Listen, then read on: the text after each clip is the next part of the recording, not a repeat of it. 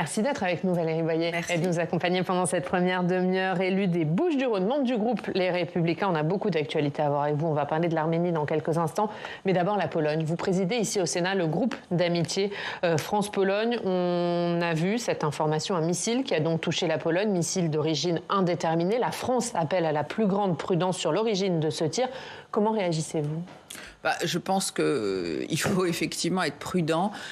Toutes ces informations sont inquiétantes et une chose est certaine, une ligne se dessine, c'est que personne n'a envie de l'escalade. Y compris la Russie ? Je pense que la Russie aujourd'hui, qui subit un revers supplémentaire, mais un revers quand même très cuisant avec Kherson, n'a pas envie ni n'a pas les moyens d'avoir un nouveau front. D'autant que sur la scène internationale, elle est quand même lâchée sur le plan militaire par ses alliés, et puis qu'elle est en train de perdre tous les pays d'Asie centrale. Donc vous ne croyez pas à l'hypothèse d'un tir volontaire de la part de la Russie ? J'en sais rien. Je ne sais pas si on connaîtra la vérité d'ailleurs, mais voilà, aujourd'hui, on sait qu'en Ukraine, il y a beaucoup de matériel soviétique, soit qui était sur place, soit qui a été récupéré en grande quantité. Une erreur est toujours possible, plusieurs choses sont possibles et sont probables. Je crois qu'aujourd'hui, ce qui compte, c'est pas d'escalade. Vous savez, c'est pas la première fois qu'un pays de l'OTAN est visé. Je rappelle qu'il y a 2 ans, c'était la Grèce qui était visée par la Turquie, et c'est la France qui est venue au secours de la Grèce avec des manœuvres en Méditerranée orientale, que depuis 1974, la Turquie occupe Chypre de façon militaire, que ça n'a pas empêché Aliyev et Erdogan de fêter de façon particulièrement indécente, mais leur victoire sur les Arméniens sur la guerre des 44 jours en 2020 à Varosha, c'est-à-dire en zone neutre chypriote, sans que personne ne bronche.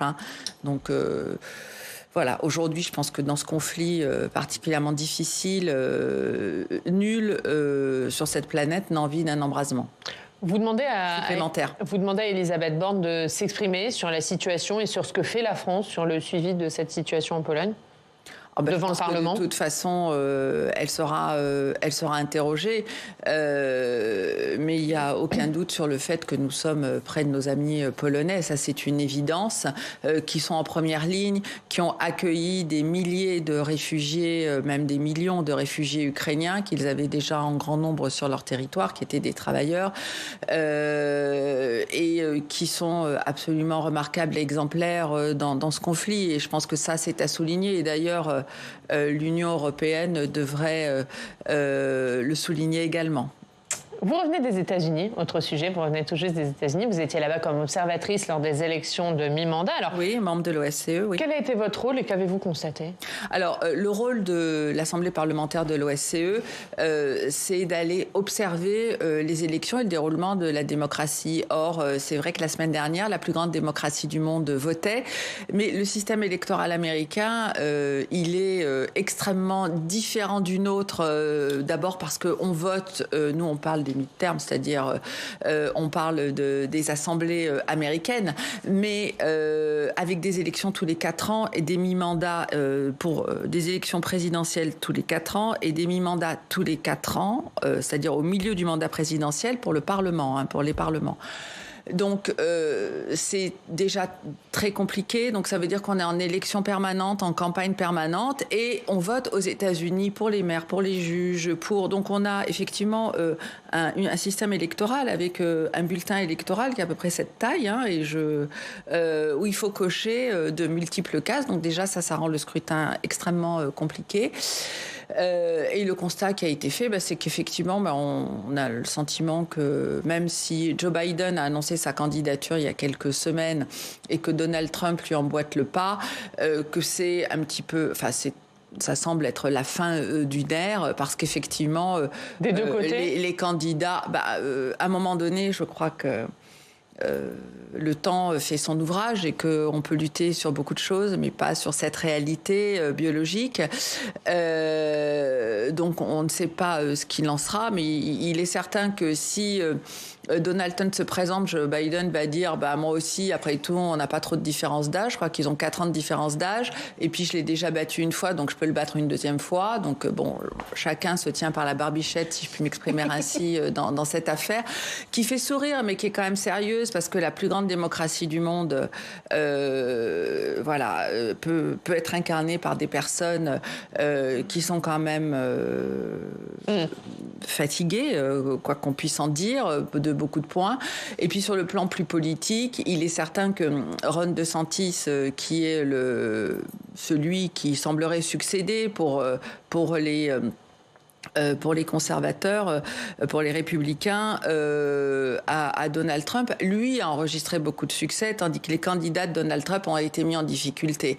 Et d'ailleurs, le succès escompté n'est pas arrivé, puisque les résultats du Sénat, le Sénat reste à 1 voix près, chez les démocrates. On va parler de l'Arménie, puisque le Sénat a voté hier une résolution pour condamner les agissements de l'Azerbaïdjan envers l'Arménie. On va voir d'abord les temps forts de cette séance avec Steve Jourdan. Donc sans jingle, allez-y Steve, on y va sans jingle.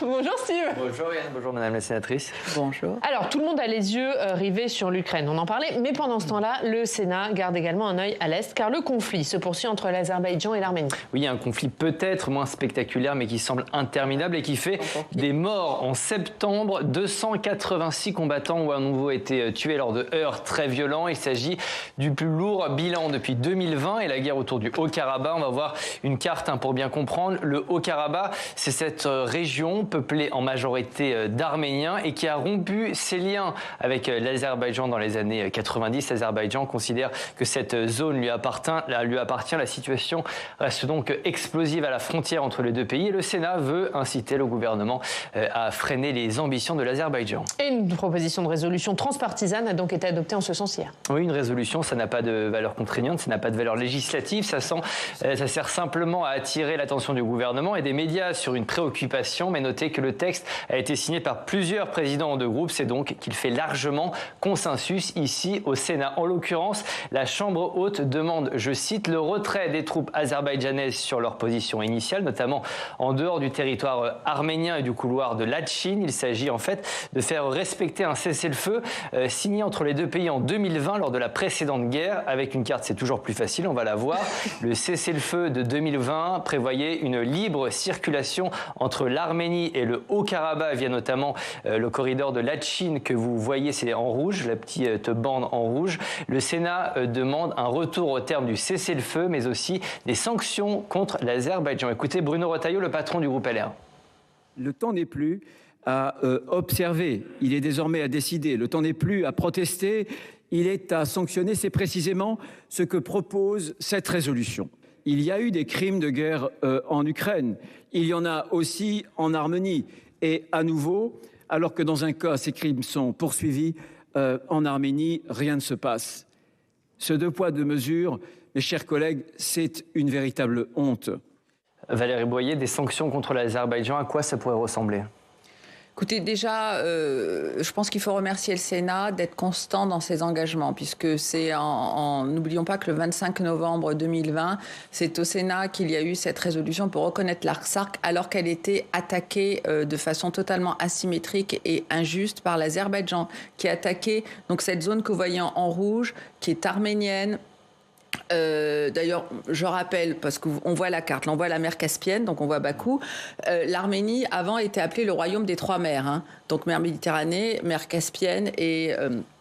Voilà. Et aujourd'hui, depuis que Staline avait fait en sorte que des minorités soient isolées, etc., pour pouvoir mieux les contraindre, et après la chute du mur, il y a eu cette guerre qui a été gagnée par les Arméniens pour retrouver leur territoire par rapport à l'Azerbaïdjan. Or, en septembre 2020, l'Azerbaïdjan a attaqué le Karabakh dans une guerre d'une violence inouïe, avec des armes, interdites, hein, des fragmentations, des bombes au phosphore, a retenu des prisonniers, qu'elle a torturés, etc., dans l'indifférence totale. Seul le Sénat a réagi, et puis après, suivi par l'Assemblée nationale.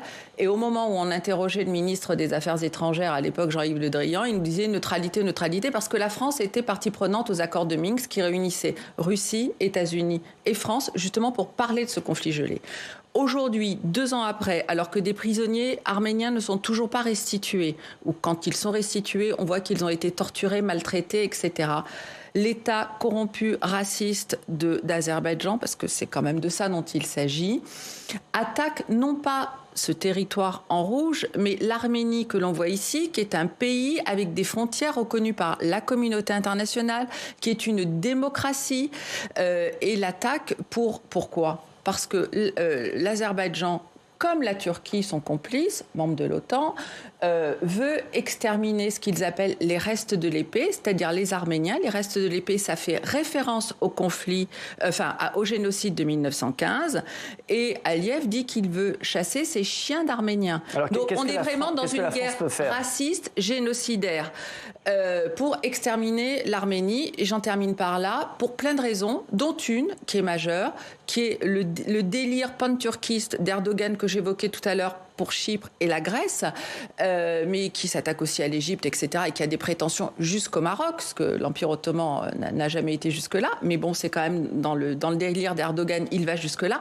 Mais il en a un autre vers l'Est, c'est-à-dire qu'il veut faire en sorte que l'Arménie, vous voyez, Turquie, Azerbaïdjan, hop, il veut que le couloir turcophone, et malheureusement l'Arménie est placée au milieu, hein, aille jusqu'à Bichkek, c'est-à-dire jusqu'au Kyrgyzstan, jusqu'aux frontières de la Chine, jusqu'aux Ouïghours, même si on ne peut pas dire qu'il ait défendu les Ouïghours contre les Chinois. C'est très intéressant, mais qu'est-ce qu'on peut faire, Madame Boyer? Qu'est-ce qu'on peut faire? Qu'est-ce que la France peut faire? Pourquoi je dis ça?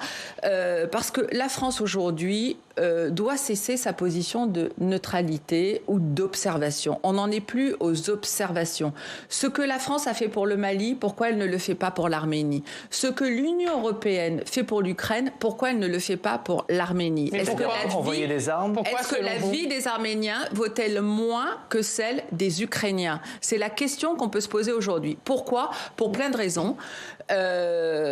Mais moi, quand même, je note, et je l'ai dit à la tribune du Sénat une nouvelle fois, que Madame Ursula von der Leyen s'est rendue à Bakou, j'allais dire toute honte bue, pour signer un contrat gazier avec l'Azerbaïdjan cet été, en disant qu'Erdogan, en lui serrant la main, etc., en l'embrassant comme du bon pain, était un allié sûr et fiable. Cet accord est indécent. Il faut rompre ce contrat gazier. Bien sûr, d'autant que l'on sait que l'Azerbaïdjan exporte plus de gaz qu'elle n'en produit. Pourquoi ? Pour une raison bien simple, c'est que l'Azerbaïdjan et la Russie ont toujours eu des liens très forts, même si depuis des années ils se rapprochent plus de la Turquie que de la Russie, et que bien évidemment c'est du gaz russe que Madame von der Leyen est allée acheter à l'Azerbaïdjan. Mais est-ce qu'on a les moyens de faire autrement avec le robinet russe coupé? Est-ce qu'on a les moyens de couper le robinet de l'Azerbaïdjan? À un moment donné, on ne peut pas avoir 2 poids 2 mesures et tenir ce type de langage. Ce qui se passe aujourd'hui en Arménie est d'une gravité extrême. On peut peut-être assister à la mort d'un pays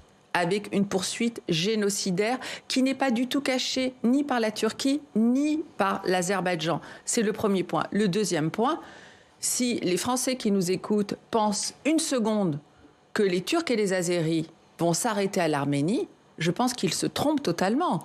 Erdogan et son ami Aliyev n'ont pas caché leur dessein sur la Grèce et sur Chypre et même sur l'Égypte qu'ils essayent de déstabiliser. Et l'attentat qu'il y a eu récemment en Turquie, où soi-disant des Kurdes auraient commis un attentat, on a bien vu les manipulations d'Erdogan, ne vise qu'à une chose, c'est porter un coup fatal aux Kurdes, encore une fois.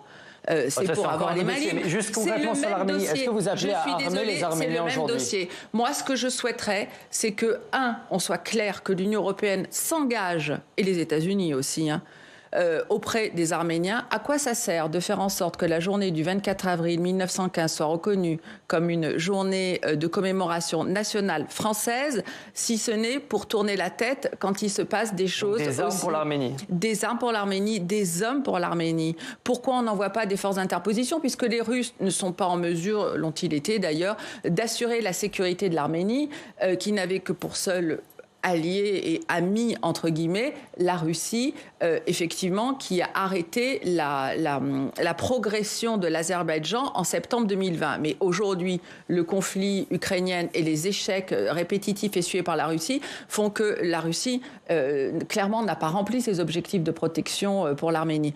Vous savez, hier ou avant-hier s'est déroulé en Arménie un exercice assez inédit. C'est-à-dire que les Arméniens d'Arménie ont été appelés à faire des exercices pour se protéger en cas d'attaque aérienne. Quand on est là dans un pays, quand vous avez plus de 50 km² d'un territoire souverain qui est occupé par une armée ennemie, qui torture, qui terrorise, qui viole, qui commet des crimes de guerre, qui est tellement fier en plus de ses exactions, eh bien, ça veut dire que l'Arménie est vraiment en grand danger aujourd'hui. Donc effectivement, le Sénat, c'est un cri d'alerte poussé aux autorités françaises pour qu'elles agissent enfin. Hier, Bruno Retailleau l'a fait remarquer, je l'ai souligné, et d'autres collègues de tous les groupes l'ont fait souligner.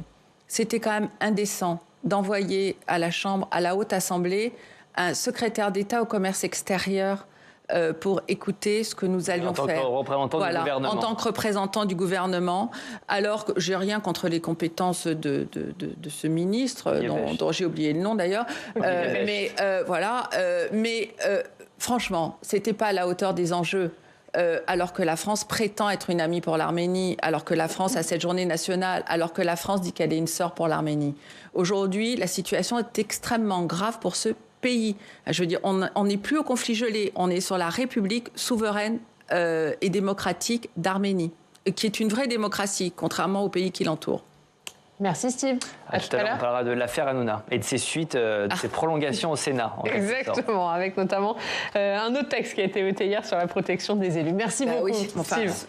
À tout à l'heure. C'est pas la même chose. Non, c'est pas la même chose. Mais voilà. Effectivement, ça fait partie de la violence en politique. On débattra effectivement de ce thème tout à l'heure. On va aller chez vous, à Marseille, retrouver Léo Purguette, président et directeur éditorial de La Marseillaise. Bonjour Léo, merci d'être avec nous. Bonjour. Dans La Marseillaise, vous revenez sur la nomination de Christophe Castaner au Grand Port de Marseille. Oui, tout à fait. Marcheur historique, ministre de l'Intérieur qui a fait parler de lui pour la répression du mouvement social. Selon nos informations, alors que Stéphane Richard tenait la corde un moment, il devrait être élu bientôt à la tête du Grand Port maritime de Marseille. Valérie Boyer, vous connaissez évidemment bien cette institution. Est-ce que c'est un recasage ou est-ce que c'est une bonne nouvelle pour ce territoire? Je pense que la réponse est dans votre question. Moi, je note quand même que Emmanuel Macron n'est pas avare de recasage pour tous ses amis qui n'oublient pas sur le bord du chemin, y compris quand ceux-ci ont été sortis par les électeurs et par leurs échecs quand même cuisants. Donc, effectivement, en Macronie, plus c'est gros, plus ça passe.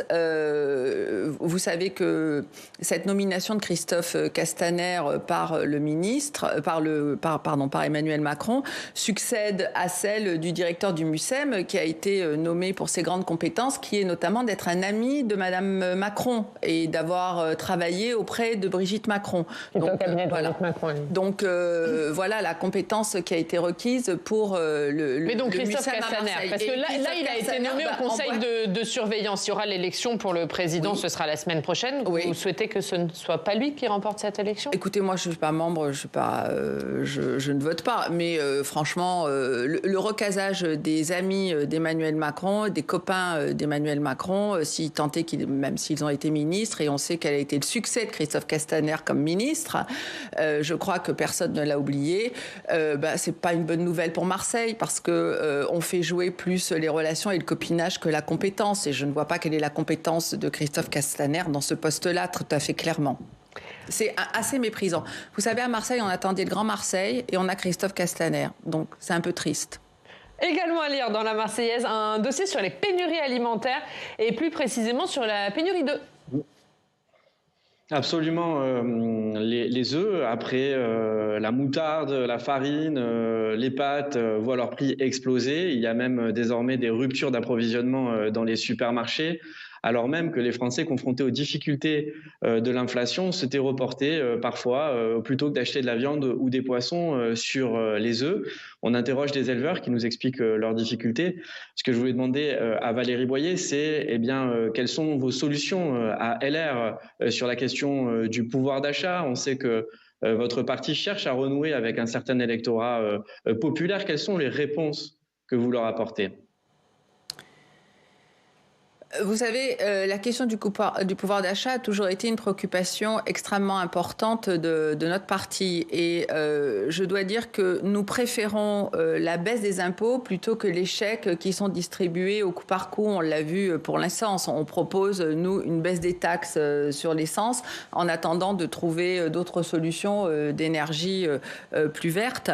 Voilà, on propose toute une série de mesures. Mais on voit bien que sous Emmanuel Macron, jamais les prélèvements n'ont été aussi importants et la dette explose parallèlement. Donc effectivement, là aussi, on a un échec de la politique à la fois, j'allais dire, sociale et économique du pays, puisqu'elle se cumule avec un déficit du commerce extérieur qui est totalement inédit, alors que notre voisin allemand, lui, enregistre un excédent.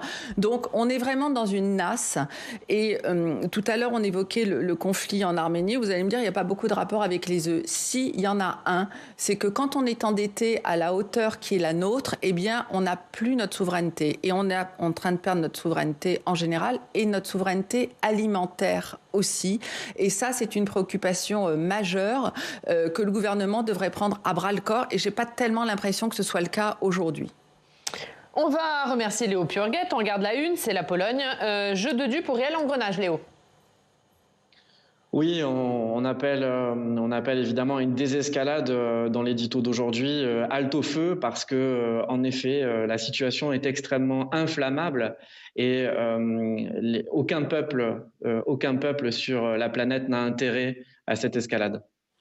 Merci Léo, c'est à lire dans la Marseillaise. On revoit votre une. Jeu de dupes ou réel engrenage, c'est la question. Effectivement, on en parlait au début de cette interview. Valérie Boyer, on va parler des LR pour terminer. Vous êtes l'une des rares sénatrices à soutenir Éric Ciotti. C'est pas rare, on est. C'est pas la majorité. Pas la majorité des sénateurs qui sont plutôt du côté de Bruno Retailleau. Oui. Pourquoi ce choix ? C'est un choix d'abord qui est ancien pour Éric Ciotti et puis c'est aussi un choix de la proximité, de l'amitié. Éric Ciotti est quelqu'un de courageux, d'engagé, qui a fait un score auquel personne ne l'attendait pour l'élection interne pour la présidentielle. Je note que Éric Ciotti et Bruno Retailleau s'entendent, sont d'accord à peu près sur tous les sujets. Éric Ciotti est clair sur ses engagements au sein du parti, qu'il veut rénover pour en faire une grande force de proposition, comme Bruno Retailleau d'ailleurs. Qu'est-ce qui les différencie alors ? Ce qui les différencie, c'est que il y en a un au Sénat, l'autre à l'Assemblée nationale, des parcours différents. Pas de positionnement. Un positionnement. Éric Ciotti est très clair en disant que Laurent Wauquiez sera notre candidat pour les élections de 2027. C'est le bon choix de le désigner aussitôt. Écoutez. Une chose est certaine, c'était le mauvais choix de partir si tard pour les élections présidentielles de 2017. Ça, c'était... Et d'ailleurs, avec Éric Ciotti et Bruno Retailleau, nous souhaitions qu'il y ait un choix, une primaire engagée beaucoup plus tôt. Et une partie de notre échec vient aussi du fait que nous sommes partis si tard. Donc aujourd'hui, de toute façon, on est dans une situation où la fin de la Macronie, ça a été le soir de la réélection d'Emmanuel Macron, puisqu'il ne peut pas se représenter. Donc, on sait très bien qu'il nous faut trouver une solution. Et aujourd'hui, on ne peut pas être enfermé dans le choix qu'Emmanuel Macron a imposé aux Français, c'est-à-dire soit Jean-Luc Mélenchon, soit Marine Le Pen. Et effectivement, les députés et les sénateurs, les Républicains, incarnent, je le pense, une espérance. Et pour que cette espérance soit incarnée, il faut qu'on ait un parti qui fonctionne, avec des élus qui soient solidaires, qui proposent des solutions aux Français. On vient de l'évoquer sur le pouvoir d'achat, on vient de l'évoquer sur la situation internationale, notamment sur l'Arménie. C'est quand même notre famille politique qui a eu la main. Et donc, je pense qu'il faut poursuivre dans ce sens-là. Et un dernier mot sur Éric Ciotti, puisque selon le Canard enchaîné, Éric Ciotti, son ancienne épouse, aurait cumulé plusieurs emplois lorsqu'elle était sa collaboratrice à temps partiel à l'Assemblée nationale. Elle aurait été employée au conseil départemental des Alpes-Maritimes qu'il dirigeait à l'époque et au cabinet du maire de Nice, Christian Estrosi. Alors, Éric Ciotti dit que ces emplois ont été occupés successivement et que cela n'a jamais dépassé le cumul horaire autorisé. Comment réagissez-vous à ce que dit le Canard ? Moi, je fais confiance à Éric Ciotti et j'avoue que je suis fatiguée de ces attaques perpétuelles pour discréditer nos candidats. C'est quelque chose qui me semble très malsain pour la démocratie. Au moment où on passe, par exemple, sous silence des choses extrêmement importantes et stratégiques comme Alstom, comme Technip, dans lesquelles le gouvernement est engagé. Tout à l'heure, on évoquait les nominations des amis de Brigitte Macron ou d'Emmanuel Macron à des postes clés. Je suis désolée, ces questions sont bien plus importantes et sont déterminantes aussi pour notre pays. Parlons-en, parce que où on en est de la transparence de la vie publique quand on est amené à constater ce type, j'allais dire, ce ne sont pas des décisions, mais d'imposition. Merci Valérie Boyer, merci beaucoup d'avoir été notre invitée. Dans 20 minutes, dans le Club des Territoires, on parlera de la violence envers les élus et notamment de ce texte voté hier au Sénat pour renforcer leur protection. Et d'abord, on va accueillir Olivier Marleix qui nous rejoint.